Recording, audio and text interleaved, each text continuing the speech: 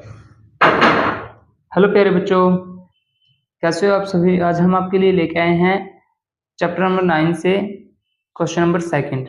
ठीक है, इसके अंदर एक ही एक्सरसाइज है इस चैप्टर के अंदर 9.1, तो उसका हम आज करने जा रहे हैं सेकंड नंबर क्वेश्चन। तो सेकंड नंबर क्वेश्चन में क्या बोलता है वो आपके पास, वो बोलता है कि आंधी आने से पेड़ टूट जाता है और टूटा हुआ भाग इस तरह मुड़ जाता है कि एक पेड़ का शिखर जमीन को छूने लगता है। तो बच्चे अब आप बोलोगे कि सर ये इसमें पेड़ कहाँ से टूट गए। तो बच्चे हमने आपको पहले ही बोला है, ये त्रिकोणमिति का अनुप्रयोग कर रहे हैं हम। अनुप्रयोग का मतलब उसके कुछ उपयोग हैं, उनको हम सीख रहे हैं कि हमें सिर्फ अनुप्रयोग का मतलब क्या है कि एक्सपेरिमेंट है, वो उनके बारे में हम बात कर रहे हैं। खासकर त्रिकोणमिति में हम त्रिभुज से रिलेटेड ही क्वेश्चन करेंगे। तो बच्चे अब एक पेड़ है, इमेजिन करके चलिए, जब एक पेड़ टूटता है और जो पेड़ का शिखर है और वो जमीन को छूता है तो आपके पास एक समकोण त्रिभुज का निर्माण करता है। इसी प्रकार एक झूला होता है जिसमें बच्चे झूलते हैं, वो भी आपके पास क्या होता है, मतलब सॉरी फिसलन पट्टी होती है, वो भी आपके पास एक त्रिभुज का काम करती है। तो हम ज्यादातर इसके अंदर वही अनुप्रयोग लेंगे जिससे हमारे पास एक समकोण त्रिभुज का निर्माण हो। तो यहाँ पे डायग्राम नहीं था, तो डायग्राम मैं अपनी तरफ से क्रिएट कर देता हूँ कि वो क्या था। पहले एक बार मैं क्वेश्चन जहां तक उसने बोला है कि एक पेड़ था वो जमीन को छू गया, मैं ऐसे दिखा देता हूँ आपको कि जो टूटो पार्ट है इसको थोड़ा डॉटेड लाइन से कि मान लिया ये जो उसका क्या है पार्ट टूट गया है यहां से, और लेकिन ये जमीन से तो छुएगा। मैं इसको थोड़ा डार्क कर देता हूँ कि ये जमीन से छुआ हुआ है। अब बच्चे यहाँ पे तो क्या आपके पास, ये तो आपके पास ग्राउंड ही रहेगा, धरती ही रहेगी, क्योंकि धरती से नीचे तो नहीं जाएगा पेड़। अब पहले यहां तक था वो, अब आंधी आई तो पेड़ यहां से टूट गया और यहां से टूट के जो पेड़ है ये, जो इसका पेड़ का शिखर था वो जमीन को छू गया। और जब वो छूता है तो इसके साथ कितने डिग्री का कोण बनाएगा, वो बनाता है 30 डिग्री का कोण। और पेड़ के पाद बिंदु, पेड़ के पाद बिंदु कौन सा होता है, जहां से स्टार्ट है, जहां पे खड़ा है की दूरी, जहां पेड़ का शिखर, जहां पे पेड़ का शिखर यहाँ है, पाद बिंदु ये और शिखर ये है, को छूता है वो कितना है 8 मीटर की दूरी पे। कितनी पे है 8 मीटर की दूरी। तो हमें इसका क्या निकालना है, इसकी हमें ऊंचाई ज्ञात करनी है। तो क्या निकालनी है इसकी हमें ऊंचाई की, जो पेड़ टूट गया उसकी ऊंचाई कितनी है। तो मैं यहाँ पे इसका नामकरण कर लेता हूँ, आप चाहो तो कुछ भी कर सकते हो, मैंने इसको नाम दे दिया ए। अब देखो बच्चे पेड़ टूट गए तो एक प्रकार से क्या बन गया आपके पास समकोण त्रिभुज। और मैंने यही बोला है कि हम इस एक्सरसाइज के अंदर ज्यादातर समकोण त्रिभुज के बारे में ही बात करेंगे। और यहाँ पे है आपके पास ये एक एंगल बी जो समकोण त्रिभुज को दर्शाएगा, ये सी है। और इसको मान लेते हो जहां से इसका शिखर था टूट चुका है वो सी डैश। ये इसका डायग्राम का निर्माण हो चुका है आपके पास। तो चलिए मैं हल की तरफ चलता हूँ। हल में क्या बोलता हूँ इसके, वो बोलता है, मैंने एक पिछले क्वेश्चन में भी कराई थी बात, जो आपसे पूछेगा आंसर ऑलरेडी आपके क्वेश्चन में दे रखा है, सिर्फ आपको क्वेश्चन को समझना है। पेड़ की ऊंचाई मतलब हमें पेड़ की ऊंचाई निकालनी है, यही हमारा आंसर है। तो मैं इसको ही मान लेता हूँ कि कितनी है वो, लिखता हूँ यहाँ पे मैं, माना पेड़ की ऊंचाई, जैसे हमने पिछले क्वेश्चन में किया था। मान लीजिए जिसको जो माननी है, ठीक है। मैं मान लेता हूं कि बी सी डैश, मैंने जो ली है बी सी डैश है, और पेड़ बिंदु ए से टूटकर, कहां से टूटा है वो, ए से टूटा है और कहां पे मिला है सी पे, ए से टूटकर जमीन पर बिंदु सी पर झुकी है। बस ये छोटी सी बात थी जो आपको लिखनी थी, क्योंकि बच्चे कुछ कुछ तो आपको लिख के भी दिखाना पड़ेगा ना एग्जामिनर को कि आप बात किस चीज के लिए कर रहे हो। ये लिख दिया। अब यहाँ पे जो थीटा है जो हमें गिवन है वो लिख देते हैं, वो कितना है 30 डिग्री। और हमें गिवन क्या है, जो साइड है बीसी, बीसी हमें कितना दिया है, वो दे रखा है 8 मीटर। बस सिंपल सी बात है। अब हम बात कर लेते हैं, एक त्रिभुज बन गई है, कौन सी है, समकोण त्रिभुज। तो मैं यहाँ पे लिखता हूँ समकोण त्रिभुज कौन सी है वो, जल्दी से देखिए कौन सी है वो समकोण त्रिभुज, वो है ए बी सी, समकोण त्रिभुज ए बी सी में, ठीक है। और वो भी किसके लिए, पहले हम ए बी भुजा के लिए बात करेंगे, ए बी भुजा के लिए, क्यों, क्योंकि उससे पहले पेड़ क्या था हमारे पास, बी सी डैश था, ठीक है जी, के लिए। तो ठीक है, अब हम दोबारा कुछ रिमाइंड करते हैं 8th चैप्टर का, कि अब हमें निकालना क्या है, दे क्या रखा है। देखो निकालना तो हमें इसका क्या है, लंब, दे क्या रखा है अब हमारे पास, आधार। जो पिछला क्वेश्चन था उसमें क्या था बच्चे, हमें निकालना क्या था, लंब, लेकिन दिया क्या था हमें, कर्ण। लेकिन यहाँ पे क्या है, निकालना हमें लंब है, दे क्या रखा है हमें, आधार। तो अब ये दिमाग में लेके आइए कि रिलेशन किसके साथ रहेगा, किस अनुपात के साथ इसका रिलेशन रहेगा, कि जो लंब है और आधार है उसका रिलेशन किसके साथ रहता है। उसका रिलेशन दो चीजों के साथ रहेगा, एक रहता है टेंजेंट थीटा के साथ, दूसरा रहता है कोट थीटा के साथ।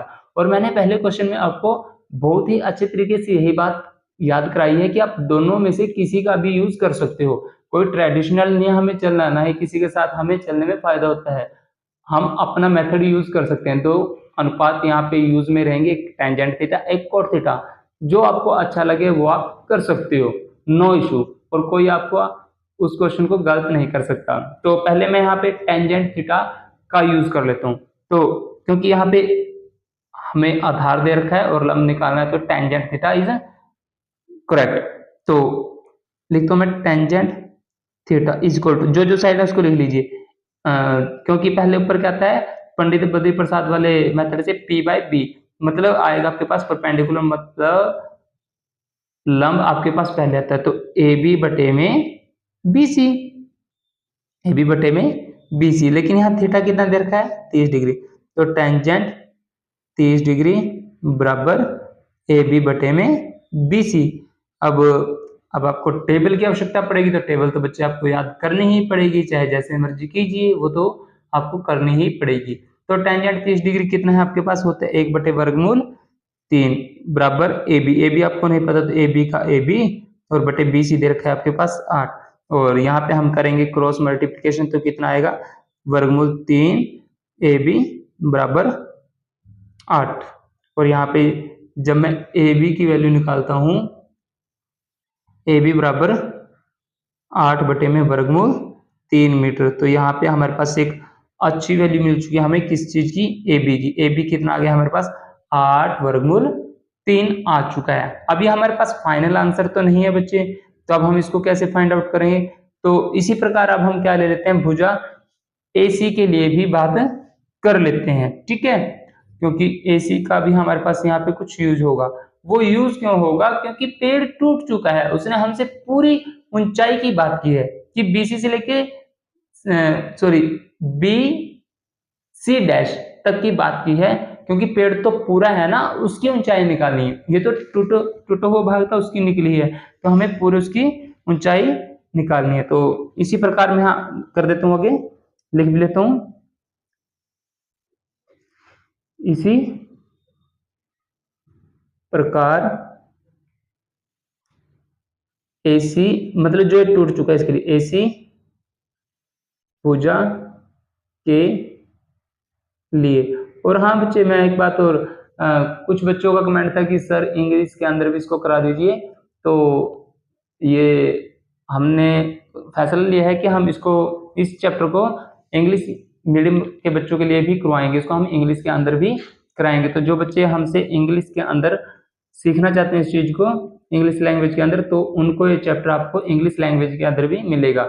इसको आप देख, दोनों बच्चे सकते हैं, इंग्लिश मीडियम भी हिंदी मीडियम भी, लेकिन चलो हम ज्यादा इसके अंदर हिंदी मीडियम का यूज कर रहे हैं, तो इंग्लिश मीडियम वालों के लिए भी टेंशन नहीं है, क्योंकि उनके लिए भी ये चैप्टर इंग्लिश मीडियम के अंदर रहेगा। ये आपके लिए एक इंफॉर्मेशन थी।